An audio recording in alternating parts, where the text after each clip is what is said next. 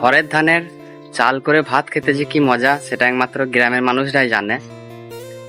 তো সেই ধান থেকে চাল তৈরি করতে যে কতটা পরিশ্রম করতে হয় সেটাও গ্রামের মানুষরাই জানে। তো গ্রামের মানুষ ছাড়া এটা কেউ বুঝবে না। আর সেই ধানের চালের যে কি স্বাদ সেটা আমরা খাই, আমরা জানি, কিন্তু তার পেছনে যে কতটা পরিশ্রম আছে, তো কতটা পরিশ্রম করার পর সেই চাল হয়, তো সেই ভিডিওই তোমাদেরকে দেখাবো। এই দেখো যে কিভাবে ধান সেদ্ধ করা হচ্ছে।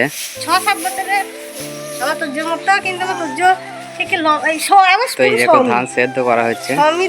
তো এখানে সবকিছু, তো এখানে প্রচুর পরিমাণে উরুলি জোগাড় করা আছে।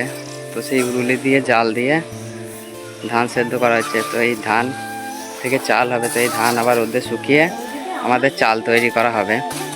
এর মধ্যে কত পরিশ্রম করতে হয় সেটা যারা করে তারাই জানে। তো এই হচ্ছে আমার মা। তো আমার মা ভোর সেই 3টে থেকে এই ধান সেদ্ধ করছে। তো এই ধান সেদ্ধ করার পর রোদে শুকাবো, তারপরে আবার চাল করে নিয়ে আসবো। তো খেতে যতটা সুন্দর লাগে কিন্তু তার পেছনে অনেক পরিশ্রম আছে। তো তোমরা দেখো। তো হ্যালো গাইস, তো আমি তাপস। তো আমার যদি এই ব্লগ তোমাদের ভালো লাগে তো আমার চ্যানেলটা সাবস্ক্রাইব করো, আমার পাশে থেকো। আর গ্রাম বাংলার এরকম ভিডিও আমি আমার এই চ্যানেলে পোস্ট করব।